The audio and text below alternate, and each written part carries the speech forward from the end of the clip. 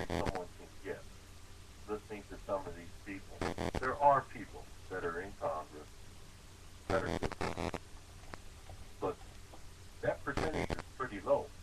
Otherwise, we want our country back.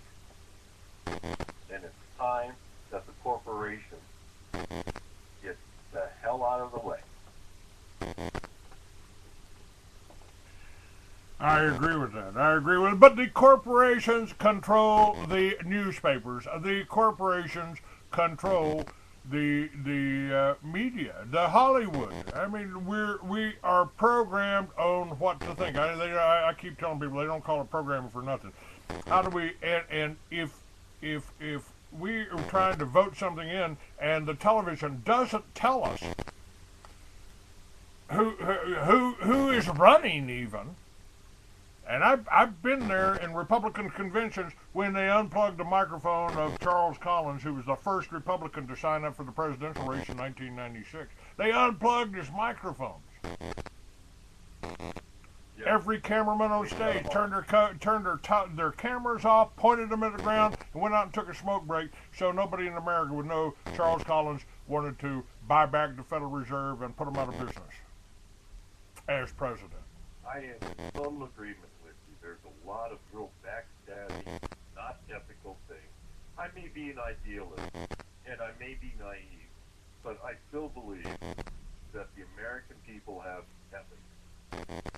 Generally, ethics is something that American people do have. Corporations do not. And ethics is a huge concern inside of Congress. And, well, regardless, back when I was a lobbyist, when I first drew up the Constitution Amendment, I had PhDs, I have attorneys that were working for me. So it came through it, and one thing different about a constitutional attorney that you will find different from other attorneys is that they look at a paragraph, a sentence, and a word, and they rip it apart.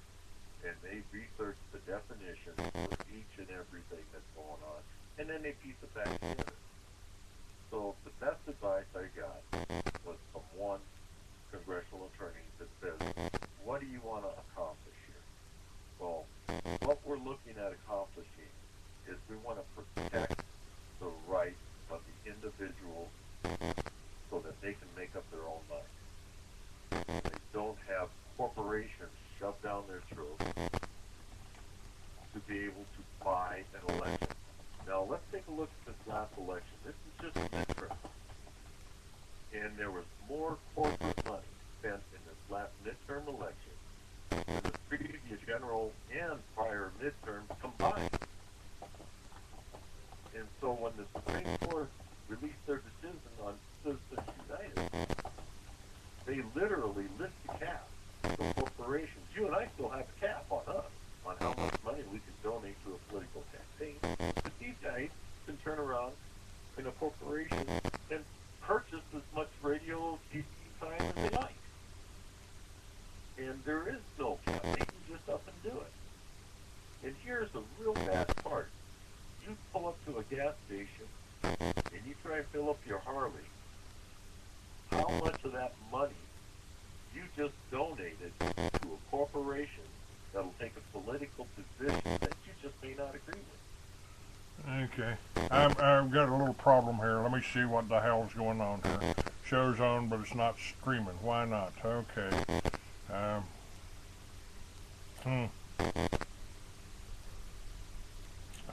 apologize for this. This is, I don't understand quite what's happened here. Well, the time change. I know what happened. The time change screwed me up here. Hold on. We got that one on. That one's not playing. That one's on. That one's on. Let me see if I can refresh on this. So it's true what I say is why we don't have daylight savings time in Arizona. We don't need something else to confuse. That's right. Well, this certainly confused everything. Okay, let me try this.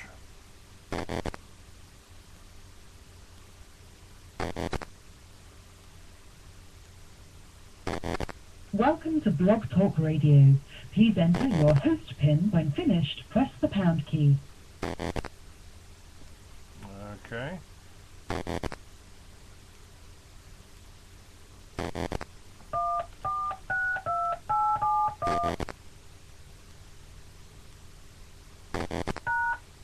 To hear important instructions, press 1.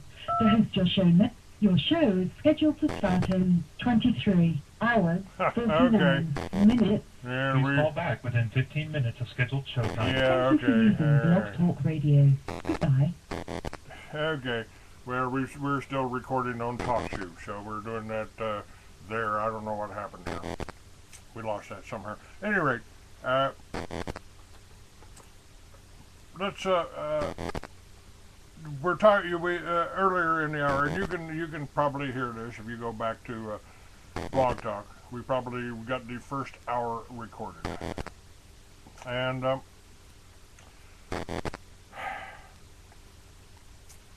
what's it going to take to really get this started? You got one website up right now, and of course I would like to meet with you and talk to you about using the Free American site, which has been up for 16 years.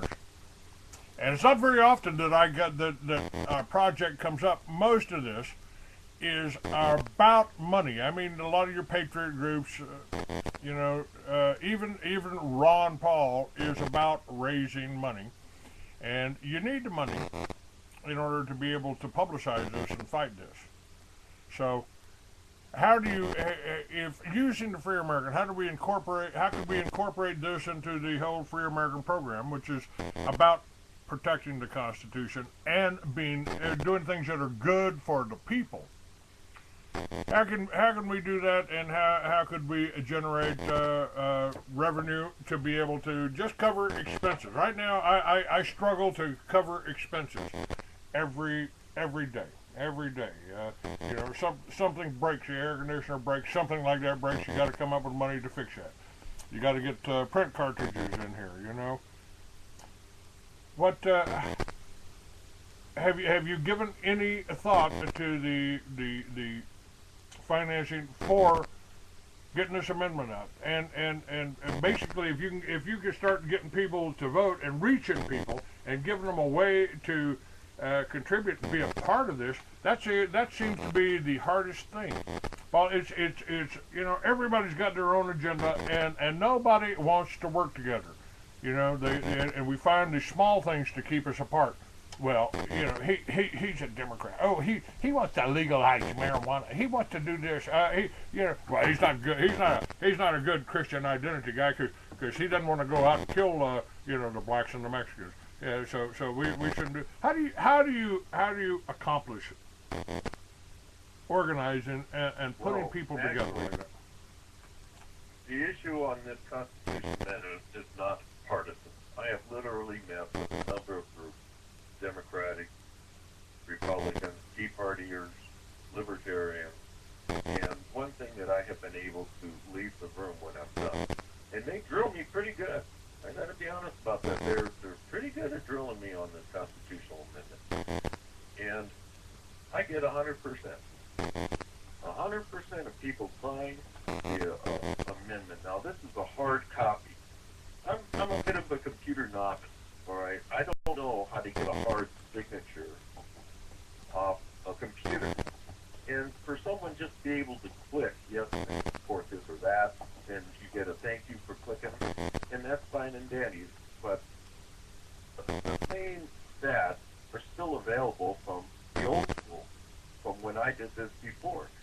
If you wanted to change something, you wanted petitions, you put yourself in high traffic areas around town, you went door to door, you did what you had to do to get hard copy signatures. And so the ratio is still 10 to 1. For every signature you get, there's 10 people that wish they signed. Well, you see, 4,000 is my number right now. And you take these petitions to a congressperson, and you say, this is our issue. This is our number one issue. All these voters, all these people have signed, this is our number one issue. So if you don't support this, we're not going to support you. We want you to co-sign, and we want you to be an activist getting this through Congress. Now, yes, money makes the world go round in a lot of circles. And some people